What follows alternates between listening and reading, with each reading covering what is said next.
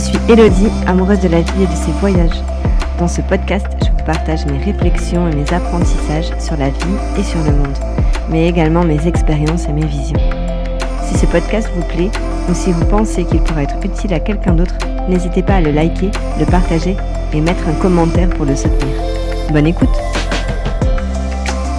Bienvenue sur cet épisode 10 du podcast Hello dans le monde. Quelle est la blessure du rejet ?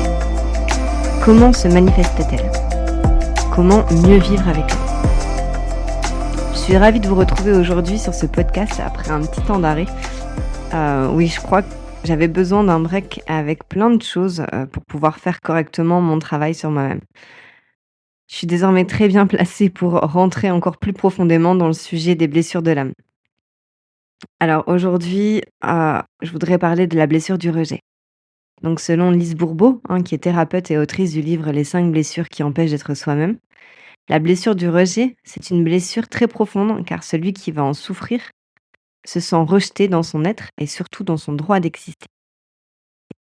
La blessure du rejet, elle correspond pour celui qui en souffre à se sentir repoussé, rejeté, méprisé, mis à l'écart dans ses relations familiales, amoureuses, sociales et même professionnelles. La personne, elle a l'impression de ne pas mériter d'exister. Alors, tout le monde peut souffrir de rejet à un moment dans sa vie, mais quelqu'un qui souffre de cette blessure de manière prédominante, cela revient à une véritable souffrance pour lui, pour celui qui la détient. Le sentiment, il peut être plus ou moins fort selon la profondeur de la blessure, l'âge de la personne, son caractère, etc., sa situation sociale. Mais plus une personne elle vivra des situations de rejet, plus la blessure elle sera renforcée et donc plus elle sera vive. C'est une blessure qui est inconsciente et qui va se réactiver dans le présent. Ce serait d'ailleurs, selon Lise Bourbeau, la première à se manifester. Pour ma part, c'était celle de l'abandon qui était la plus présente chez moi, mais les deux sont fortement liés. La blessure du rejet, elle se manifesterait dès la naissance, voire même des fois in utero, c'est-à-dire dans le ventre de la maman jusqu'à 1 an. Selon elle, la blessure du rejet, elle serait vécue avec le parent du même sexe. Autrement dit, l'enfant il développerait la blessure du rejet car il se sentirait repoussé ou rejeté par son parent du même sexe. Mais selon les situations, rien n'est figé.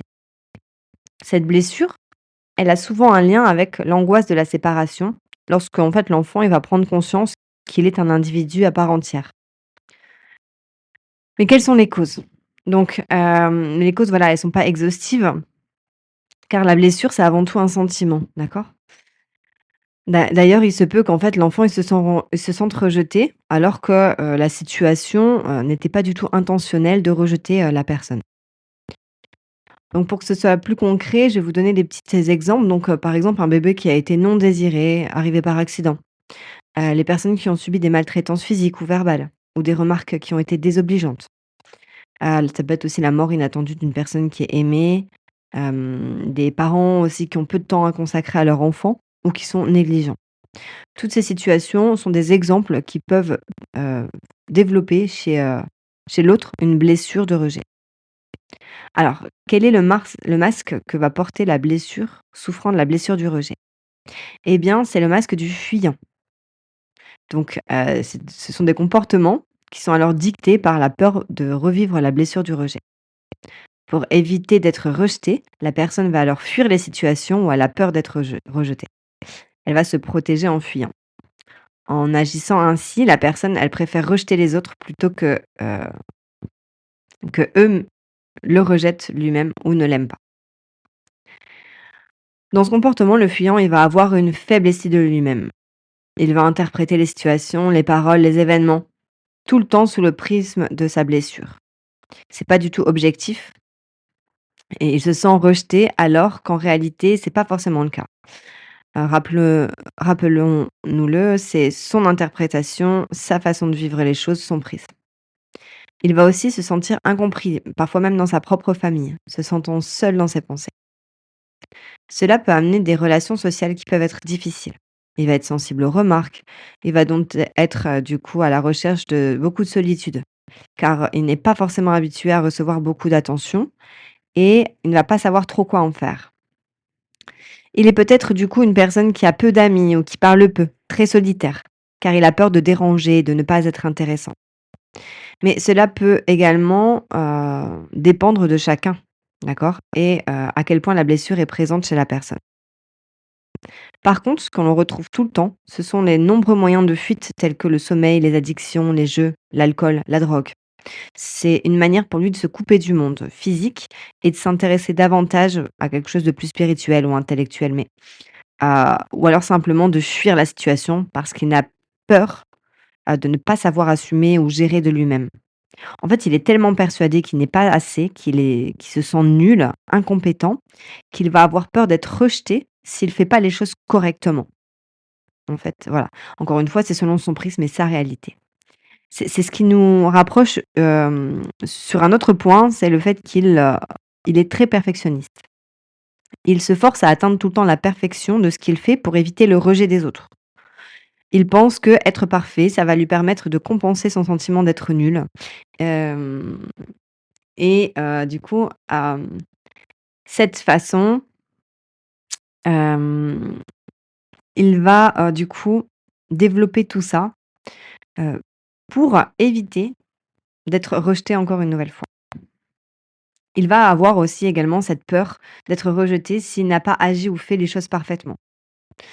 Il a peur de l'erreur, il a peur d'être jugé. Pour lui, être jugé, ça revient à être rejeté. Donc cette recherche de la perfection, elle peut devenir parfois obsessionnelle. De plus, il va développer une énergie nerveuse débordante qui va lui permettre d'avoir une grande capacité de travail. Pour lui, être occupé, c'est le seul moyen de se sentir exister. Selon Lise Bourbeau, le détachement aussi que le fuyant a vis-à-vis des choses matérielles lui amène parfois des difficultés au niveau de sa vie sexuelle, par exemple. Donc, il va penser qu'il va pas avoir ce besoin de sexualité. Il va même attirer des situations où il va se faire rejeter sur le plan sexuel par son partenaire. euh, Et peut même parfois se couper de lui-même de sa sexualité. Une autre situation également qu'on peut retrouver, c'est que le fuyant, par peur d'être rejeté, il va aussi avoir tendance à attirer des personnes qui vont le rejeter. Et il va également avoir tendance à rejeter les autres, voire même à développer des situations de rejet. Comment? Il va lui-même, parfois, inconsciemment, créer des situations pour être rejeté. Je me demande si il provoquerait pas ce genre de situation pour ressentir une émotion et donc se sentir exister. Donc comme pour la blessure d'abandon, pour toutes les blessures d'ailleurs, en prenant conscience et en acceptant, c'est la partie incontournable pour guérir cette blessure et je dirais même vivre avec. Parce que la blessure, elle sera toujours présente, mais le but, c'est qu'elle ne nous dirige plus, elle n'influe plus sur nos actions, nos pensées et nos émotions. Dans tous les cas, on retrouvera tout le temps en fait des situations, mais heu il faut comprendre que dans tout ça, on est toujours assez. On l'est tous, en fait. La première personne qui souffre dans cette situation, c'est nous-mêmes. C'est pourquoi c'est primordial d'en prendre conscience et à agir sur nous-mêmes, on va voir que ça agira également sur le monde extérieur et donc c'est l'extérieur après qu'il va changer. Alors bien sûr, avoir un entourage qui également va être dans la bienveillance, avec des paroles valorisantes, qui vont aider en fait, le fuyant à déposer son masque, ça va, lui permettre d'accepter au mieux cette part de lui-même. Mais, hem, le travail, il est à faire par lui-même et peu importe ce que les autres feront à l'extérieur, ça doit venir de lui à l'intérieur. C'est juste que ça peut lui permettre d'adoucir un petit peu la douleur parfois.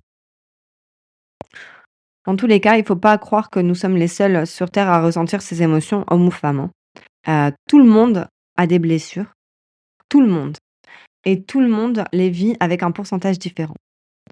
En fait, la différence, ça va être de la place qu'on accorde à chaque chose. Certains ont une prédominance à accorder en fait moins de place à ce genre d'émotions et d'autres beaucoup plus. C'est ce qui fait la différence. Alors du coup, mon expérience m'a montré que, oui, être consciente de soi, c'est pas facile et ça demande beaucoup d'empathie et de bienveillance avec soi-même.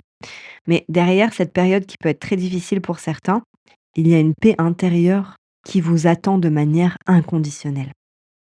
Conscientiser en fait tout ça permet par la suite d'avoir des réactions émotionnelles qui sont beaucoup plus ménagées, saines et apaisées. Donc si tu veux plus d'informations sur la guérison des blessures, j'en parlais dans le premier podcast sur la blessure d'abandon. Donc je t'invite à aller l'écouter ou le réécouter si, tu souhaites approfondir du coup le sujet. En tout cas, il y a un chemin magique et magnifique que tu t'apprêtes à prendre ici et tu verras qu'en agissant sur toi, la vie extérieure changera. Tout ça pour une vie plus saine et magique. Merci de votre écoute. Je vous dis à la semaine prochaine pour un prochain épisode. Avec amour.